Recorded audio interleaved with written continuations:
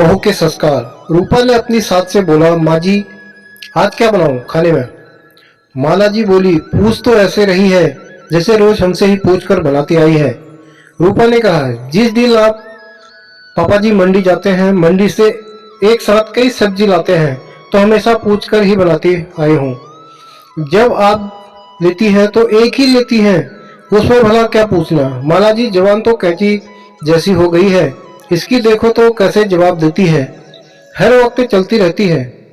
जैसे संस्कार दिए हैं मायके वालों ने वैसे ही तो दिखाएगी यहाँ। ना खाना बनाना आता है, घर ना घर के काम, बस बहस करवा लो महारानी पर। रूपा बोली, माँ जी आप मेरे संस्कार की बात ना करें, मुझे भी आपसे बहस नहीं करनी। बताना हो तो बताए, नहीं तो और भी काम है मेरे पास। बच्चे आते होंगे स्कूल से। रूपा इतना कहकर रसोई घर में चली गई। ये रूपा के ससुराल में रोज होता था। उसके और मनोज के विवाह को इतने साल पूरे हो चुके हैं। 10 साल तक जो भी नहीं किया रूपा ने, बस सुबह से शाम तक सास ससुर देवर ननद प्रति बच्चों की खातिरदारी में ही लगी रहती। देवर का अभी पिछले साल विवाह हुआ। देवरानी जी ऐसी आई कि 1 साल में ही सास से तंग आकर देवर के साथ अलग रहने लगी। उसमें भी सास को रूपा ही बुरी लगती। माला जी कहती, छोटी बहुरिया पढ़ी लिखी है, नौकरी करती है, वहां इसलिए चली गई है घर से। कभी उसकी बुराई नहीं की, क्योंकि वो दहेज में रूपा से दुगने पैसे लेकर आई थी। ऊपर से उसके पिता, बड़े भाई, छोटे भाई सभी सरकारी पद पर ऊंचे ओहदे पर थे। आते तो हमेशा खूब सामान देकर जाते माला जी को, जो माला जी की जुबान बंद करने के लिए काफी होता। कहकर जाते, माला जी हमारी बेटी नाजुक है, इससे इससे घर का काम नहीं होता, कहिए तो हम लगवा दे नौकरानी। खूब जवाब देती छोटी की बहू।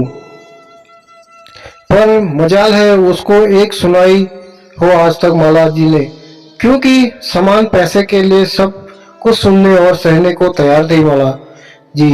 दूसरी तरफ बेचारी रूपा गरीब परिवार से, पिताजी किसान, एक भाई वो भी मानसिक रूप से ठीक नहीं था। इस वजह से बेचारी हमेशा ताने सुनने पड़ते। जब विवाह करके आई तो मनोज ने साफ कर दिया, मेरे छोटे भाई बहन अब तुम्हारे बच्चे जैसे हैं, इनके विवाह तक सारी जिम्मेदारी हमें ही निभानी है। रूपा जी मनोज की बातों पर खरी उतरी। अपने बच्चों से भी ज्यादा प्यार दिया उसने देवर और ननद को।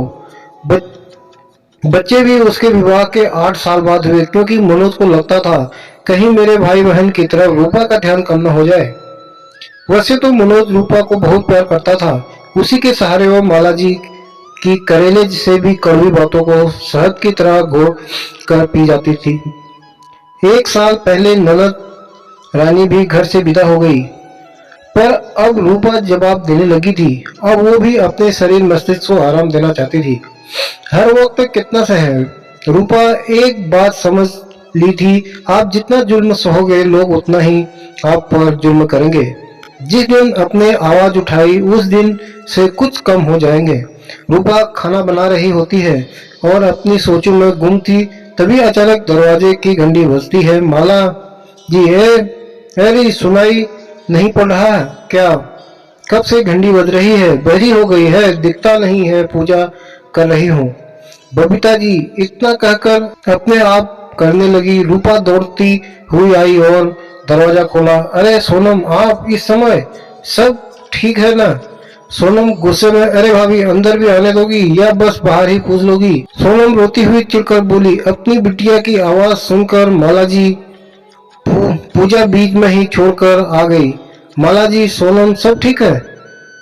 रात के इस वक्त तू अकेली आई है या दामाद जी भी साथ हैं? सोनम, माँ अलर्ट हो गया, आपकी बेटी उसकी सास और पति ने मिलकर धक्का मारकर घर से भगा दिया और कहा जा अपने मायके, हमें अपनी मनहूस शक्ल मत दिखाना आज के बाद। माला जी गुस्से में, इतनी हिकमत उन 2 कौड़ों के लोगों की, मुझे तो पहले ही पता था वो ऐसे ही है।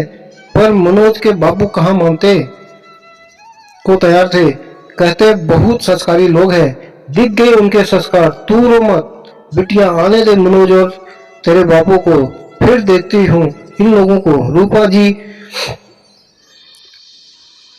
रूपा माँ जी, किसी की फैसले पर पहुंचने से पहले सोनम से पूछ तो लीजिए कि बात क्या हुई। सोनम बताया क्या हुआ। जीजाजी तो काफी सुलझे हुए सरल स्वभाव के हैं। मुझे नहीं लगता कि वो बेवजह इस तरह बदतमीजी से बात करेंगे आपसे। माला जी, हाँ हाँ, तुझे तो मेरी सोनम ही गलत लगेगी। जब से आई है बस हम माँ बेटी के पीछे पड़ी रहती है।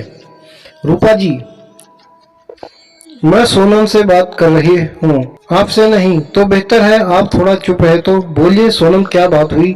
सोनम फुफक कर रोने लगी। भाभी, मेरी कोई गलती नहीं, आप ही बताइए। किसी किट्टी पार्टी जाने से भला क्या बुराई है। आजकल सभी लेडी जाती हैं। मैंने बस इतना कहा मैं किट्टी जा रही हूँ, मम्मी का खाना नौकरानी बना देगी, कोई जरूरत हो तो बता देना। आपके जीजाजी बरस पड़े, कहते दिखता नहीं माँ जी की तबीयत कितनी खराब है। तुम्हारा ये रोज रोज का बाहर जाकर पैसा खर्च करना मुझे पसंद नहीं। अब आप ही बताइए, उनकी माँ तो हमेशा से ही बीमार रहती है, तो क्या मैं अपनी जिंदगी जीना छोड़ दूं। बोलते हैं तुम सबसे, जब से आई हो घर में नौकरानी का खर्चा, तुम्हारे अनाप शनाप खर्चे इतने हो गए हैं। मुझे छोटी की शादी भी करनी है, इन सब चीजों के लिए पैसा नहीं है मेरे पास। मुझे भी गुस्सा आ गया। मैंने भी कह दिया, भाभी कंगालों के घर शादी हुई है, मेरे तो कर्म फूट गए। एक बीमार औरत, एक कंजूस पति, कुंवारी ननद के बीच फंस कर रह गई हूँ मैं ऐसे ही रहूंगी, नौकरी कर लूंगी पर अपने शौक नहीं छोड़ूंगी। बस इतनी बात पर इतना सुनाया भाभी। मैं अपने स्वाभिमान के साथ और समझौता नहीं कर सकती। नौकरी करनी है तो अपने मायके जाके कर, यहाँ माँ की सेवा करनी होगी। मैं आ गई इसलिए अब मैं उस घर में कभी नहीं जाऊंगी भाभी, कोई वहां मुझसे प्यार नहीं करता। रूपा नंद सोनम की पूरी बात सुन सोनम के आंसू पोंछते हुए बोली, ऐसा नहीं है सोनम, कोई आपसे प्यार नहीं करता, गलती आपकी भी है। माला जी, ये क्या बोल रही है तू। एक तो वो इतनी परेशान है, तू उसी को गलत बोल रही है।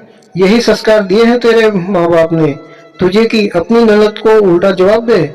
माँ जी, आप बार बार क्यों मेरे मायके और संस्कार को बीच में लाती हैं। और माँ जी, आप संस्कारों की बात तो कीजिए ही मत। माँ जी, ये आपके ही संस्कार है जिस कारण सोनम अपना स्वर्ग जैसा ससुराल छोड़कर लड़ झगड़ कर यहाँ आई है। अगर आप संस्कार दिए होते तो अच्छे बुरे की पहचान करना आती। इन्हें मैंने कभी अपनी ननद नहीं, हमेशा अपनी बेटी माना है। जब इस घर में आई थी तब 9 साल की थी सोनम। मैंने इनसे कहा कि कितनी छोटी है। मुझसे इन्होंने कहा सोनम मेरी बेटी जैसी है, उसकी आंखों में कभी आंसू मत आने देना। मैंने ऐसा ही किया। सोनम, क्या गलत कहा जीजाजी ने। पता है आपको, जब मैं ब्याह के आई यहाँ तब आपके भाई ने साफ कह दिया मैं कोई खर्चा नहीं दूंगा तुम्हें। फिजूल के खर्च के लिए मेरे सामने 2 बड़ी जिम्मेदारियां हैं। मेरे छोटी भाई बहन, पिताजी बीमार रहते हैं, आमदनी का जरिया सिर्फ मेरी छोटी सी नौकरी है। आप लोगों के देखभाल के कारण ही हम लोगों ने कोई बच्चा नहीं सोचा, पर रोज रोज के माँ जी के ताने भी सहे। लगता है बांझ ही रहेगी, ये जरूर कोई कमी है इसमें, तभी बच्चे नहीं हो रहे हैं। अरे हमारे कर्म फूटे थे, जो ऐसी बहू हमें मिली तब मैंने स्वाभिमान को ठेस पहुंची। मैंने कह दिया आपके भैया से, समाज मुझे जीने नहीं दे रहा है, अपना फैसला बदल दीजिए, एक बच्चा कर लेते हैं, आपके भाई बहन की कोई अनदेखी नहीं होगी। तब जाकर गुड़िया मेरी गोद में आई। दिन भर माँ जी के ताने, घर के कामों में लगी रहती।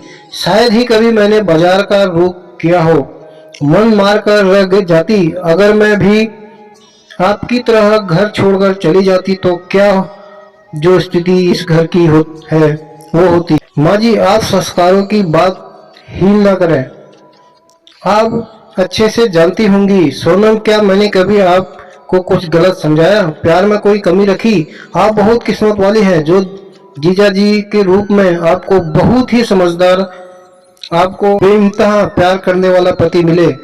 आप यहाँ झगड़ा करके तो आ गई, पर वहाँ जीजा जी का क्या हाल हो रहा है क्या आप जानती हैं? आपके घर से निकलते ही दौड़ते हुए आपके पीछे आए, पर तब तक आप गाड़ी से निकल चुकी थी। बता रहे थे रूपा भाभी सोनम शायद आपके पास आ रही है, बहुत गुस्से में है, उससे कुछ मत पूछिएगा, वैसे ही बहुत परेशान है।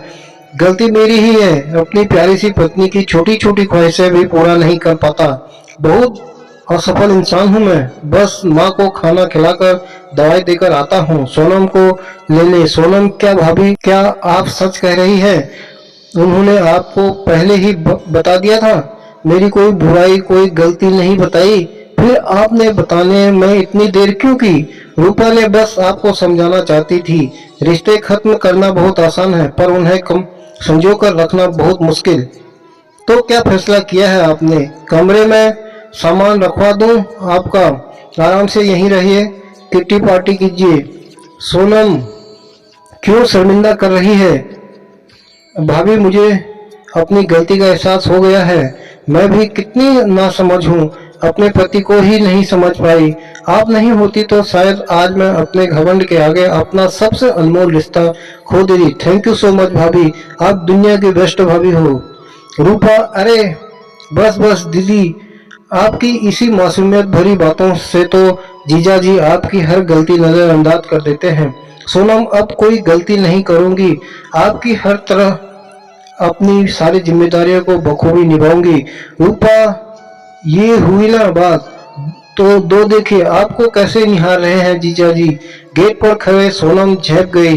तब तक मनोज और उसके पिताजी भी आ गए। पिताजी, अरे माला ये क्या हो रहा है? दामाद जी आए और तुरंत चल दिए। माला जी, कुछ नहीं, बस आज कुछ रिश्ते पक्के हो चुके हैं। किसी के संस्कारों ने आज एक घर बर्बाद होने से बचा लिया। माला जी आज रूपा को पूर्ण रूप से अपना चुकी थी। दोनों सास बहू एक दूसरे से लिपट कर सालों के अपने रिश्ते को प्रेम रूपी माला में पिरो चुकी थी। माला जी के मुंह से बस इतना निकला, ऊपर वाले मेरी रूपा जैसी बहू सबको देना। रूपा भी अपनी सास को निहारती रह गई। जिस प्यार के लिए वो बरसों से तरसती आई थी, आज वो उसकी झोली में था। रूपा ने नामुमकिन को मुमकिन कर दिया। आज रूपा बहुत खुश थी। तो दोस्तों, आपको मेरी वीडियो अगर पसंद आई हो तो कमेंट के माध्यम से बताएं और आगे की वीडियो देखने के लिए मेरे चैनल को सब्सक्राइब करें। धन्यवाद।